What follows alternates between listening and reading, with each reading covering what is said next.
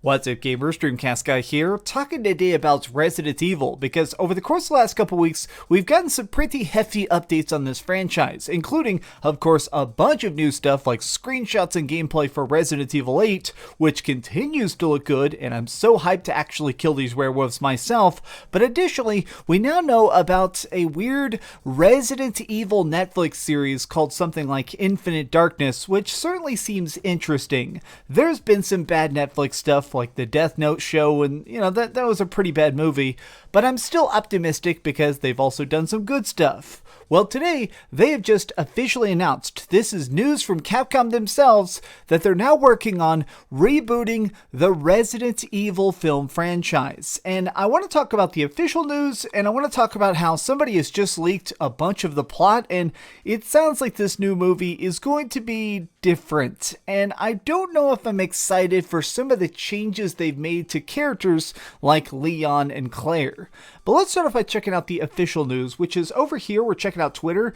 New Resident Evil movie announced, an official origin story adaptation with faithful ties to Capcom's classic survival horror. It's set in 1998 Racoon City. It's being directed by Jonas Roberts, which is the 47 Meters Down guy. That was a shark movie, and I have to say it was very, very well done. Now, this guy, I think his speciality is definitely very contained horror. It's trying to put your characters in a particularly dangerous situation and then just leaving them there until the plot resolves itself. Now, that all sounds good, but also people are talking a lot about the casting. The characters they've chosen are a bunch of people that you'd probably recognize from like movie from Ant-Man, Maze Runner, Upload, Umbrella Academy. These are the people that are going to be playing all the different characters. Some of these casting choices are a bit strange. I think this dude is playing Wesker. I don't know. These people don't really look like the Resident Evil characters they're going to be portraying. But, I guess I'm down for it. I'm always willing to be open-minded. But now let's look at the leaks. So this is Aesthetic Gamer, also known as Dusk Golem. And Dusk Golem, right after this news decided to drop, just figured, alright, I'll go ahead and tease some stuff about the plotline.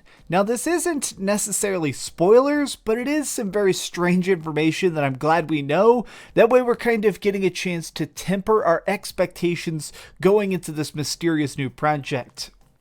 For the record, the Resident Evil film reboot is about Chris and Claire being orphans who grew up in Racoon City, a crappy city in this universe, in an orphanage where kids would regularly go missing. Chris goes on to become a cop there. Claire tries to convince him to leave. Leon is a hungover cop who shot his partner in training on accident, whose only saving grace is his dad is a big shot in the police force, who gets caught in this with Chris and Claire. Irons and Ada are also in the movie. Weirdly, Wesker works for Ada in this universe. Oh boy, well that's a lot to try and digest. Obviously some parts of this are major changes, including the fact that Wesker, instead of being like this giant superpower, I guess is going to be more of like a mid-range employee of some sort of Umbrella-esque organization. Now, before we dig deeper into this, I just want to say for a second, I'm okay with changes to the Resident Evil universe. There have been different adaptations. Of course, now recently we've seen the rebooted games. The Resident Evil 2 remake, the Resident Evil 3 remake were very, very good. They managed to remix things like the look of Nemesis and stuff and still be bright and flashy and fun. But this also isn't the first time we've done this. If you've ever done something like read the Resident Evil novels, there's a lot of Resident Evil novels. Now, most of these don't even follow the games. A lot of them are just random side stories and stuff. But if you do read the ones that are based on games, like this is based on Resident Evil 0, what they did is they actually added in extra characters, like this guy named Trent, who gives the characters maps and stuff. And it basically does it as a way to try and make it where it tries to do something interesting and different. It tries to give you that incentive where even if you have beaten the games a million times like I have, in fact, even now I'm replaying them all again on my PlayStation Vita, I still get motivated to go and read the comic book versions of the stories and the novel versions of the stories. And now I think the point of this is that they're trying to make it where even if you've beaten the games, you're going to be motivated to check out the movie versions of these stories. Now let me look at the other aesthetic gamer tweet here. I think a lot of people are going to be down on this film, but keep in mind the film is a reboot that's basically trying to simultaneously appeal to all the people who watched the 6 previous films and be a bit closer to the games. Execution is what matters here. Just kind of accept that some characters' roles will change to suit that story, what story they want to tell. It's not the same universe as the previous films or the games. If it's an entertaining movie, is mainly what I care about. I actually don't hate the film's core concept. They'll just have to see if they do it justice or not. Now, I'll be honest, a lot of this does not sound great to me. The idea of Chris and Claire being orphans and then going on to become cops, I think that parts of this sort of make sense. I think that part of the reason they may be doing this is because a lot of people enjoy backstory a lot more now, especially in films. If you're watching something like The Last Jedi, people are curious, all right, how did Rey Skywalker get all these powers? How did she manage to be so strong? People don't just want good stories anymore. People don't just want to have great, giant, flashy action or cool zombie makeup. People want to know how these characters got so good. And when I hear these leaks about the idea of Chris and Claire being orphans specifically, I feel like this is their way of trying to justify how they are such survivors, how they are able to get out of the Raccoon City incident so scot-free when a lot of people didn't, how they were able to just go into hundreds if not thousands of the undead, blast their way out, and then burn the city to the ground and have no regrets.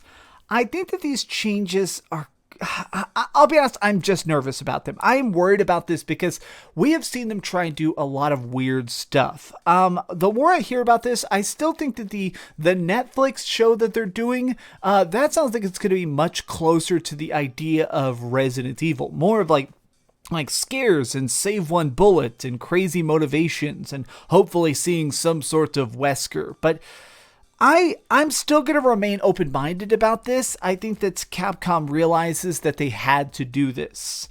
If you haven't been paying attention, Resident Evil is actually exploding right now. It's maybe more popular than it even was back in the 90s. People are buying millions and millions of copies of Resident Evil 7, the Resident Evil 2 remake, the Resident Evil 3 remake. These are incredibly popular games, and I think they realize that this is a perfect opportunity to go back to basics, to take the storylines that maybe you and I know, but new fans don't. A lot of people don't know about the origins of Umbrella, and this is a good chance to, well, kind of cash in on that. I think we're going to see what it is. I'm probably going to do a movie review whenever this comes out in like 2 or 3 years, because let's face it, they probably can't even film this for another couple of months, but we'll see how this all turns out, and I'm definitely curious. As a Resident Evil fan, I want to be there day one. I want to be there in the front row. I want to see how this really turns out, but right now, this is a strange direction. We'll see, though. What do you think about these leaks? Are you excited about the idea of, Wesker being an employee of Ada? Tell me your thoughts in the comments down below. If you enjoyed this video, please give it a thumbs up, share with your friends, and subscribe if you haven't already. But do me the biggest favor of all and keep dreaming. Can you even read? I built a like and subscribe sign. Can you see it? No, you can't even see it. Why did I even bother building it? God, I'm such a failure.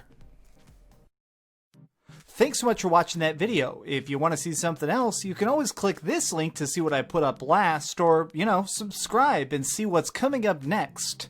Also, I promise that whatever I do, it'll try not to suck.